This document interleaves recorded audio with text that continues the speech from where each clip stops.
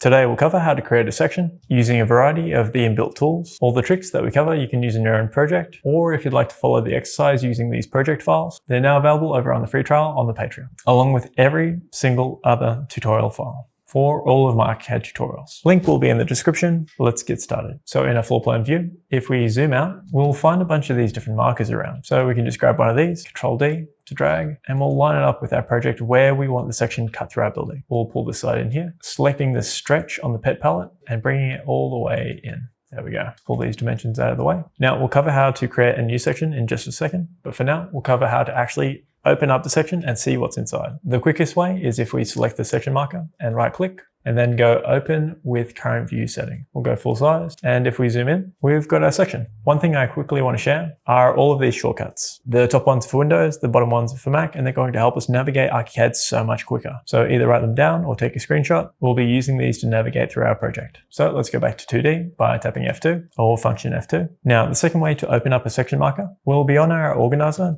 just over here. In the project map, if we scroll on down, until we get to sections just here, we can double click. Oop, and this one's brought me to the wrong one. Let's go down to the next one, this one here. We've got our section. This is where clear labeling will help, which we'll get to in a second. Let's go back to our floor plan.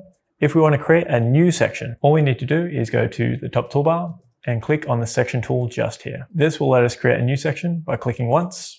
If we hold in Shift, so it's a straight line, and then click a second time, it's going to give us this eyeball. So this eyeball is going to be looking in the direction that we're going to cut the section. So if we face it up the page and click one more time, we've created our first section. Now, if we go to delete a section, it's going to give us this warning. Basically, it means that we're not only deleting it from the plan here, but it's also going to delete it from the views in here. So you'll notice just here how I've got a new section marker show up. So if I take this one here, I go delete and I go delete viewpoint. And one thing to keep in mind, this can't be undone. We'll go delete anyways, and that's going to delete it from our plan, but it's also going to delete it from our project map and our view map. Now we're going to get our section to the level where we've got all of this detail showing. The best way I find to do this is to have a checklist on hand to make sure I hit every single one of the points. So number one will be the actual reference marker itself. So this section here is our section AA. So we'll want that reference back on our actual section markers as well. So it's easy to reference between our floor plan and our section. To change our marker heads so they're a little bit clearer, we'll select our section and go up to the settings. Within the settings, we'll go down to marker, symbol, and text. We're going to simplify this a little bit by just clicking on the circle and going circle 4. Next, we'll click across where it says marker text. I'll turn off drawing ID and then I'll turn on show reference ID. From here, I'll go OK. This has massively simplified our marker already. So if we select this and then just type in the letter A, we'll make sure it's in capitals, then click out. And now we have our section AA. So it's going 1A all the way cutting through to our other A. So section AA. Let's go back to our settings with our marker selected. We'll click across once. We'll go override style. We'll set this one to a text size of 2 and we'll set our pen to 1. Arial as our text and OK. There we go. That's made our letter just a little bit bigger. For all of my projects, I like to have a uniform text size of 2. One last thing we'll clean up is just this marker through here. So we'll go back to our marker setting. We'll just turn off this middle one here. We'll change this marker from dash dot to solid line. And we'll change this to say 10. And go, okay, there we go. Much neater. Now let's go back to our checklist. We'll want to make sure we've got gutters and have those gutters noted. Let's go back into our floor plan, F2. From here, we'll just go to the object tool, go to our settings, type in gutter at the top. We'll select our gutter, turn off hangers and downspout, and we'll just go, okay. Let's hold in control and go up one more time, which will take us to our roof. We'll know we're on our roof just by this little indicator up here. If we click once, it's given us a warning. It's on a layer that's not visible at the moment. So let's go to choose layer. And we'll just change this one to the ArchiCAD layer for simplicity of this example. And we'll go, okay. Let's line up our gutter, just along our roof, mirror it across, go into our section, right click and go open with current view settings. Cool, we've got our gutters. Let's bring those down. Select this one and this one all the way down. Now to actually note on our section, so to actually note on our elevation, we'll go to the label tool. We'll click on our gutter, bring it out at a 45 degree, click and click again. And we'll type in our note, click outside and resize it just to how we like it. Now, one thing I like to do is typically line up my notes where possible, just as preference for a clear drawing. Now, let's go back to our project. Now, one thing I've noticed is our walls aren't meeting up with our actual roof here. If I select the wall, go into the settings, looks like for some reason they've been set below the actual project height that's been set. So we'll go 0 and we'll go OK, and that'll bring it up to the underside. We'll want to do this for all the walls though. So quick and easy way to do this. I'll go into my 3D using eyedropper, selecting the wall, then going Control A to select all the walls. Because this is a small project, this is a nice visually easy way of selecting all the walls. I'll deselect these ones. That means I've got all my internal walls selected. I'll go to my settings and this one looks like it's set correctly. So we'll go OK, but we'll notice this one isn't. So we'll deselect this one, reselect it. And then if we go back to our setting, cool little trick, you'll notice that this one has the actual parameters that all the other walls seem to have. So whatever you've last selected is typically what shows up in the settings. Cool little trick I wish I had learned earlier. So we'll go 0 and we'll go OK, and that will bring all of our walls up. Let's double click on our section just over here. We've got this one set to A, so it's nice and visually easy to read now, which section is which. Next up, let's get our visual style to match up with what we've got here. You'll want to go to your view map just here, and then right click on your section and go to section settings. So right now you'll want to pause the video, go through and match it up with all the settings that I've got here. Once you're done, we'll go OK. When we're going through, we can type in the numbers as well, just to make it a bit easier, and then we go OK.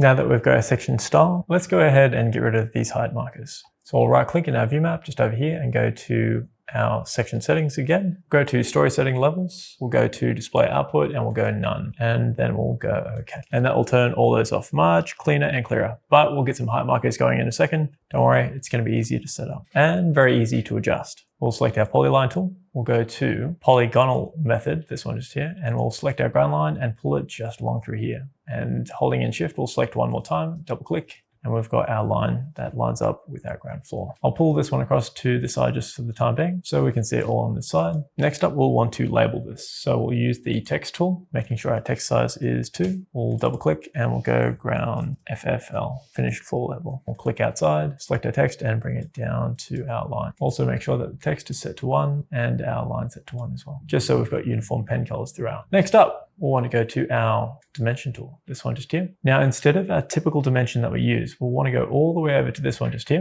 and we'll go to elevation. So this one here, if we click once just on our ground line, and if we double click above it, it's going to come up with this little hammer tool. And if we click one more time, it's going to show our little height marker. And with that, we've got our height for our ground floor, but we also want this for our ceiling line as well. So what we can do now that we've got this set up, all right, I'll select all of this. I'll go Control D and bring this one up. I'll tap Control once, so it's got a little plus button, and I'll bring that up in line with the top of the wall just here. It's going to be our pitching point, and you'll notice that this number has automatically updated.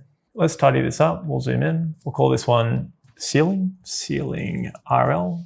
RL is reduced level, which is a bit different to FL, which is finished floor level. If we select outside of here, let's line up our text so this works a little bit better. We'll want our numbers so that they're just on the inside here. And for our markers themselves, we'll change it to something a little bit different. We'll go to a solid fill. Let's go Control T to bring up our settings. And then for the marker size, let's bring this down to 1. So much smaller. There we go. We'll bring that in line with our line just here. Shuffle our text over a little bit too. Typically want to align elements where possible. There we go. And we'll select the markers again and we'll turn off the plus symbol. There we go. We'll grab the ceiling one here and we'll go Control D. And we'll bring this up all the way to the ridge. We'll call this ridge height. This one in. There we go. From here, we'd want to go back to our dimension tool. And from here, we can go to our favorites and double click building dimension here, which is automatically going to take our construction method back. And we'll click on our bottom. Oh, it's just popped up with our layer. Now, again, because we're not going to cover layers here, we'll just go to choose layer and we'll set this one to the ArchiCAD layer. And we'll go OK. We'll click our ceiling RL and double click just in the gap just here. Let's go to the setting. We'll select custom height and we'll go, and 5 should suit nicely. There we go. So it all joins up there now. So using the eyedropper tool, let's select the dimension again. We'll select our bottom one. We'll select our top one. This will give us our overall building height. This time let's stretch our marker just down to where this one is here.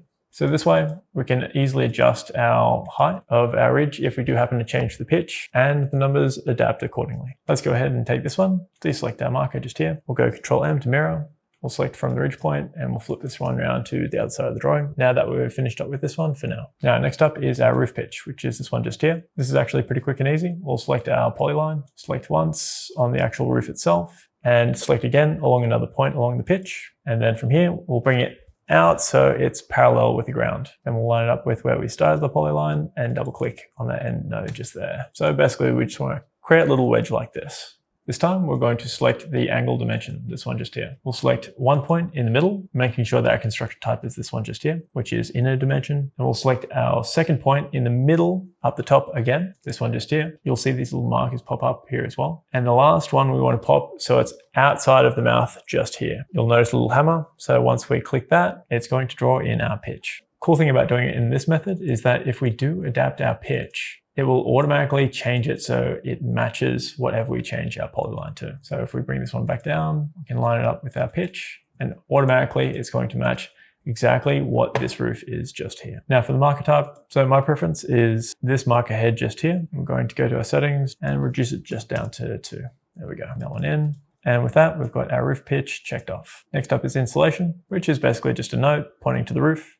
If you know the note tool, I think you'll be able to handle this one. So let's check that one off. Roof and wall cladding materials noted. Same thing, just a note. This one here I've got noted as Colbond clip block, metal roof sheeting, just down here. Let's check that one off. Again, same thing. The structure of the roof, timber roof frame to engineer's details, plasterboard, internal lining. Next up is the ground line. The ground line is something that we can actually do. Let's go back into our example. To do our ground line, we'll just select our polyline. We'll select solid line, click once, and then click just on our other side, and we've got a ground line. Now, for a ground line, typically you want it about 75 mil below the slab edge for termite inspection. So we'll go 75 down below that. Typically I'd go at least another 10 mil extra. So to crop the ground line, we'll just go to the split tool just here. We'll select our wall here, crop this side, and then we'll select from this wall just here and crop that side and go delete. Now with your ground line, typically if you had a site mesh, you'd want to trace your site mesh or copy a site mesh and paste it, and then it'll paste in a fill. Again, for the sake of this one, we're not going to worry as we're just covering some of the fundamentals, and we'll cover the rest in a deep dive in another video. So with our ground line, let's go to our wall structure. Again, that's just a note. So I've got this one, concrete block work to engineer's details. Next up will be our foundation, which is just going to be this concrete slab just here. There are 2 different ways we can approach this. There's the 3D way. So if we go into our floor plan, I'll share a very cool tool. So if we go into, say, our beam tool, we can also do this with the wall tool. If we now go to the structure and go to complex profile, this one just here, then change it from custom to slab edge thickening, this one just here. This is going to create a 3D footing. Quickest way to do this is holding in spacebar, which is going to activate our magic wand tool. Now we'll hover over the edge of our structure just here until the blue highlight pops around. We'll have to shift to this one just so here until it goes all the way around the walls. And we'll select again. And that, if we now open up our section, we now have a set of footings, but they're at the wrong height. So let's bring these down 100 mil. Because they're grouped at the moment, I'll be able to select both of them at the same time. So if I go Control D and I go drag down 100 mil, that'll bring all of our footings down. I'll go ahead and select our slab just here and change this one to 100 mil. So this way, let's say we go into our 3D. If we use our 3D cutaway tool, when we cut through our 3D and go finalize, our footing is going to be there as well. Now we want to create this ground hatch just underneath and make it so our foundation is much cleaner. We could go through and tidy this up so that our materials match up, and that way these two will actually be seamless. But for this, it goes a little bit in depth, and I've got a full video that covers it that I'll tag just over here, and I'll have a link to it down in the description. To make it tidy, so the quick and lazy way to do this would be to go to the fill tool, making sure that we've got it set to drafting fill. We'll then go to concrete and we'll go lightweight concrete. Now, before we draw it, let's go in and change our colors. We'll go to number 1 and we'll go to white for this one just here. Select bottom left up to the top right hand corner and we've got our concrete slab, but we want to cut it so it shows our footings accurately. So we'll take our fill, holding in shift and hovering our mouse over the edge of the fill. We'll select this one, use our eyedropper to select the fill again. So we've got the tool activated again on top while the fill's selected. And this way, if we hold in spacebar now, we can now cut out shapes from our fill using the magic wand tool, holding in spacebar and clicking while we've got our active selection here. I'll select this one here, and we've got our footing all in one seamless fill. I'll change this fill so it's 18.